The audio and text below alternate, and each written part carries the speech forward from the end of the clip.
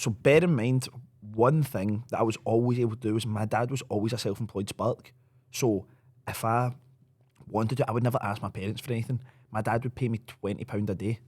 Pretty reasonable when you're like What age 11 were or you? 12. Fucking, you were getting 20 quid a day back I then. was getting stuck under floors, like pitch black, dragging cables like I a would slave child. happily have done that for 20 quid a day. Oh my God, you must have been the richest kid ever. No, but 20 hardly quid. ever done it. Hardly ever done it. Because he wasn't always working on weekends and stuff like that. But the odd time, see, during summer, Yeah. if I knew my summer holidays was coming up, especially when I got to that 13, 14, I would try and go out with my dad maybe 2 days a week. Yeah. Do that. Now, in terms of, that's not entrepreneurship, that's employment. Do you get what I mean? That Yeah, was yeah, me yeah, going yeah, and yeah. getting a bit of employment.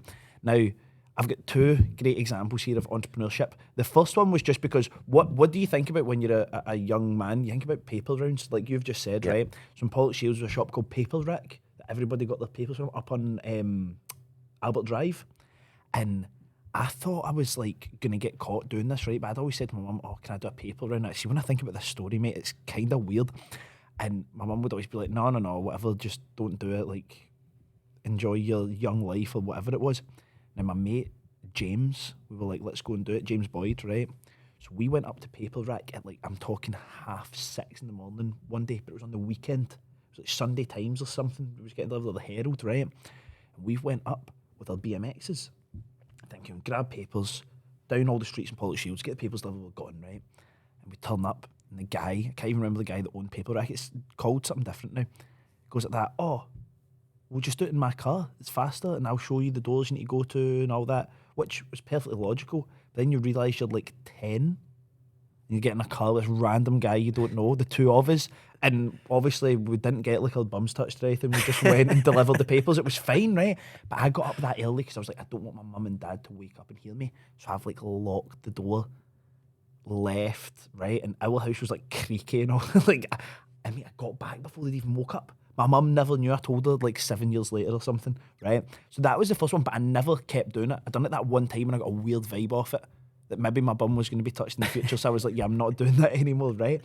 But the first time that I went, oh, something clicked, I went, I can make money, right? When the Pope came to Belliston Park, maybe 2012. I know he's been there twice, like two different popes. So the Pope went to Belliston Park, and you know, people are selling programs and giving away magazines and all that, because it's a huge event, right? I mean, it wasn't anything to me, but in terms of just that religious movement, there's so many people there. And there was a guy that was a Jehovah's Witness, which was a bit odd because it's Catholicism. He was giving out these free Jehovah's Witness magazines, but on the front there was like a photo of the Pope, right, which was quite interesting. So I was like, okay. And I said to that guy, I said, how much are these? Just out of curiosity, because I wanted one. And he goes, oh, they're free. And I said to the guy, I think the guy was blind, which makes this story worse, right?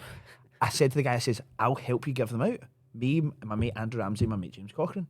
And he goes, yeah, okay. So we took out, like, you know, they get the plastic bands that go in there, sharp, those things that hold the magazines together. We got a pile, 2 of these each, right? Drag them down to different gates at Bella Park, all on, like, Moss Park Boulevard, right? So Andrew's at one end beside Dumbreck High Flats. I'm in the middle. James is at the end beside the sports centre. And people were coming up because there was a photo of the Pope on it, and people are so motivated to see the Pope, and they're so charged up. They're not reading and seeing it's Watchtower Jehovah's Witness magazine. They just see a photo of the Pope. And I just decided I'm just going to start asking for £1. So I just started keeping my hand out and giving these magazines, and people were just whacking money in my hand. Now, I was saying at the start, £1. Some people were dropping £2, because they feel good. Like the Pope's there, that's a massive thing for them. It's such a huge event. They drop a £5 and all that. Mate, I think we must have made, don't know, like 50, 60 quid each. When you think about it, at 2012, I'd have been like 14 or something like that, 15. Yeah. So I was like, this is like mega. But that was the first time I'd had a click and go, oh, I've had an opportunity that I've went and made money from. Yeah. The rest of them was just me going out with my dad and trying to catch wee labouring shifts here and there. That was basically just having a job, really, wasn't it? Yeah. I remember my most creative one. Right. You're going to have a laugh at this, right? Is it legal? Oh, yeah. Oh, right, cool. Oh, yeah. Cool. I mean, can we talk about the ones that are not legal?